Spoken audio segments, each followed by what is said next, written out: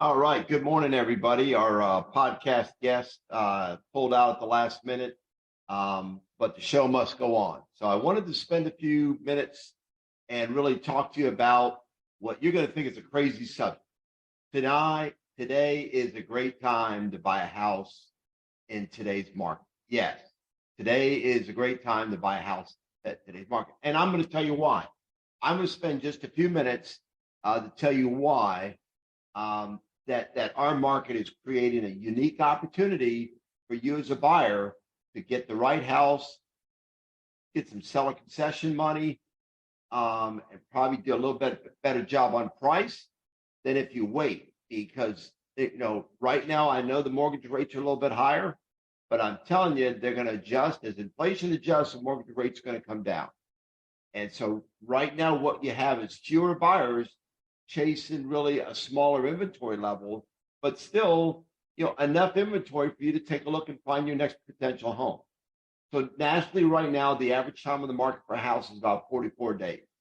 That's about 30% longer than it was a year ago at this time. So you got fewer buyers, you got houses sitting on the market longer, and you had this news, that's out in the press about, the housing market's down, fewer buyers, less houses going under contract. All that is true, but what it does is it gets sellers really in the mindset of being a little bit more motivated and more likely to help you out with concessions when you go to buy your house. So I'm going to explain what that means to you. First of all, when you're buying a house, there's two types of costs. There's down payment and there's closing costs. So if you're using a VA loan, there is no down payment, but there's still closing costs because there is no zero money to buy a house program. So what you're talking on a VA loan is VA, guarantees the loan and you don't have to do a down payment, but you still have closing costs. What are closing costs? That's your title fees, your closing fees, buying your home insurance policy for your new home, lender fees, all that wrapped into what we call closing costs. The average closing cost is about 2% of the sales price.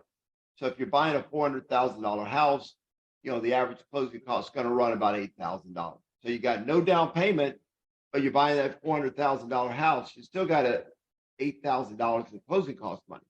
Well, in today's market, what we're seeing is a lot more sellers contributing concessions or money towards your closing costs. Now, they might not give it all, and there are caps under VA loan. Typically, it's 4% is all the seller can give. But the more they give, the less you come out of your pocket. So that's the first thing I want you to keep in mind is motivated seller means maybe some price reduction, maybe some price negotiations, depending on your market. But it also means seller contributing some concession money towards your closing costs. They might even help with some lender fees to help pay down the rate. So the second thing is that with these fewer buyers out in the market, there's much less multiple offers. You got some super hot markets out there where we're still seeing multiple offers, especially in those sweet spot price ranges, and that varies by market. So it's hard for me to generalize, but as a general rule, there's less multiple offers. The problem with the multiple offer is for you to compete on a VA loan is that you're actually telling the seller, I will pay X amount over your asking price or X amount of dollars over the highest offer that you've received. That sounds good, but when that price that you've said you're going to pay comes in above appraised value, then what happens is you've got to pay that difference in cash. So if the appraisal comes in at 400,000 and you've bid this house up to 410, that $10,000 comes out of your pocket. The lender won't finance it. Seller's not going to pay themselves. So the only pocket left is yours. So in a multiple offer scenario, when buyers are bidding up the offer price and they go over appraised value, that buyer pays for that out of cash. So that's really, really important because buyers don't understand that.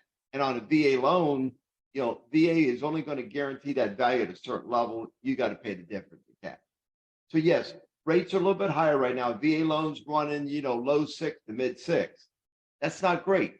Clearly understand that, but it's not terrible. It's better than sometimes we've seen the last 20 years, but it's not as good as it was 2 years ago. So our mindset is a little bit around that 3.5% we were seeing a few years ago. Well, it's not there right now for a whole lot of reasons that are beyond the scope of this. But the good thing is that rates move with the market. So the rates are going to come back down. Once we get inflation under control, we stop spending so much money at the federal level, and we get inflation under control, and we as consumers stop spending so much money, you're going to see rates start to adjust back down. My personal guess is that they're probably going to adjust down to about, the low to mid fours. Okay. When that happens, if you're using a VA loan, you can refinance your house. It's called an interest rate reduction loan. They're very easy to do, no qualifications, and no appraisal, and the fees are very low. But what that allows you to do is just reduce your rate on your loan. So you can reduce that rate as the market comes back down. You can get out of that 6.5%, get back in that 4.5% loan. So I will tell you that in today's market, there's fewer buyers chasing the inventory. There's less multiple offers. There's more seller concession. All that means is money in your pocket or money you don't have to spend. So I would argue on a $400,000 house, the difference between 4.5% and 6.5% is about $500 a month. Even if you spend that extra $500 a month and you get your house now and take advantage or avoid those expenses we just talked about, and let's say you have to ride that out for 18 months until the rates come back down. Again, I've got no crystal ball when they're going to come back down, but it's fairly short term. I would suspect. So when you do that and then you refinance, I think now's the perfect time to buy. You're avoiding those expenses. You're getting some seller concession money, and you're getting, most importantly, the house you want. And you're getting all that now. And you're not sitting in a rental, and you're not sitting here for a year and a half while prices continue to go up in a lot of the markets. So take advantage of that, and just watch this video and think about what I talked about, because now really is a good time to buy. If you got questions or you're not sure what you're qualified for, get a hold of us at the Veterans Real Estate Benefits Network, VREBnetwork.com. That's VREB network.com. Get a hold of us. We'll have one of our lenders that really understand veterans, understand VA loans, contact you, run you through a pre-qualification, tell you what your house payment is going to look like, talk to you a little bit more about what we just talked to you about here. But take advantage of this opportunity, because I will tell you that when rates get back down to 4.5%, which they will, every single buyer sitting on the fence is going to come out. And what you're going to see is a repeat of 2021, where the housing market was on fire. Everyone's out there trying to buy a house.